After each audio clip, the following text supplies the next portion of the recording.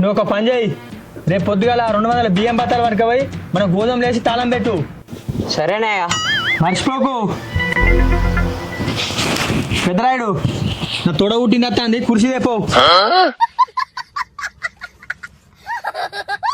చెప్పు చెల్లమ్మా, ఇటు వచ్చినావు కదా. రేపు మన పంచాయతీ ఉన్నది కదా, నువ్వు చెప్పబోయేది మనం తిరుపు. ఏం చేద్దామంటావు మరి? చెల్లమ్మా, మన ఇంటి వెనకాల ఉన్న 2 ఎకరాల పెరటి నీకే రాసిత్తా. గోదావరి ఎట్టుకున్న 3 ఎకరాల కొబ్బరి తోట అది కూడా రాసిత్తా. నా యావదాస్తి మొత్తం ఇవన్నీ ఇస్తా గాని తప్పుడు తీర్పు మాత్రం చెప్ప చెల్లమ్మా. అయ్యో మనోడే కాదే, చెప్తే మనోడు లేదు, మందోడు లేదు. నా తోడ పుట్టిందని నువ్వు తప్పు చేసిన తప్పుడు తీర్పు చెప్ప. నా జీవితంలో లేదు ఈ తప్పుడు తీర్పిచ్చుడు. నువ్వు లేనిపోని అన్ని పెట్టక మళ్ళా. మొన్న పైసలు తీసుకుని తప్పుడు తీర్పులు చెప్పినావు, ఇప్పుడు చెప్తేందిరా పొట్టగా చూడా. దెబ్బ అదర్సు కదా.